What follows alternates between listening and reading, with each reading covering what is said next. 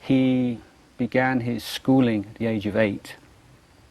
And in those days, these were the early days of state education.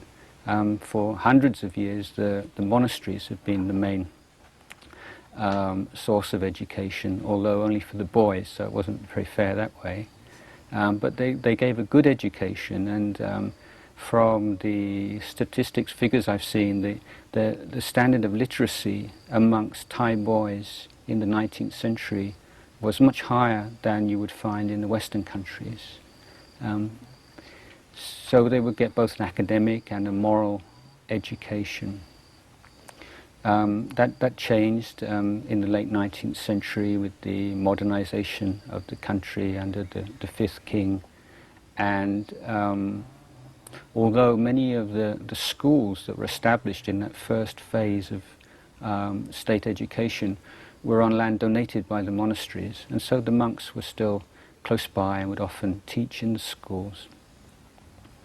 But in those days there were like three years of primary education as the standard, but then that was not compulsory. You expected to do 1 year, like minimum, and that's what he did. He did 1 year, and then at the age of 9, he went to live in the monastery, and he became what we call a dek wat. So you may think, well, that's a strange thing for a boisterous young boy to want to do. But I mean, firstly, let's talk a little bit about monasteries, because in the West people have ideas of monasteries as kind of far away and maybe with a big wall around it and very secluded and difficult to get in and get out, whereas the monasteries in the villages were right in the center of the village.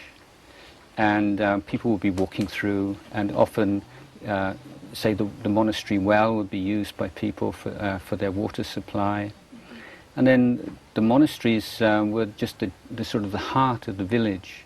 They'd be like a hostel. If somebody was traveling through, they'd spend the night at the monastery.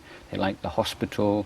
They're the social center. If there are any sort of ceremonies or music, festivals, everything take place in the monastery.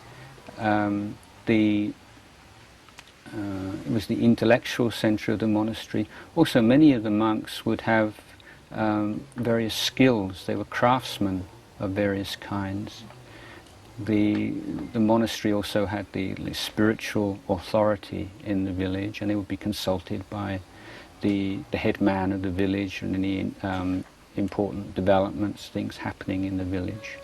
So going to live in the monastery wasn't sort of going a long way from home. It was just probably a 2 or 3 minute walk, and his mum would be coming, and all brothers and sisters coming in. It's just he said that he had some kind of a pull towards monastic monasteries from when he was a child, and he said maybe that was because of influence of past lives. He doesn't really know, but he did feel this real interest to take on the monastic education and to be living in a monastery with the monks. On another occasion, he said, more as a joke, that he just got fed up having to do all the work in the house, because it was his job, not so much in the house, outside the house, because it was his job to water all the tobacco plants. And you have to sort of haul the water from the well and carry the water, and so he thought he'd just get away from that. So I don't know how serious he was, but there was another incident just before he went to the monastery, where the whole family were working together pounding rice, and there was an accident, and the mallet hit his head. And he got very angry, and he said, "That's it, I've had enough, I'm going to the monastery."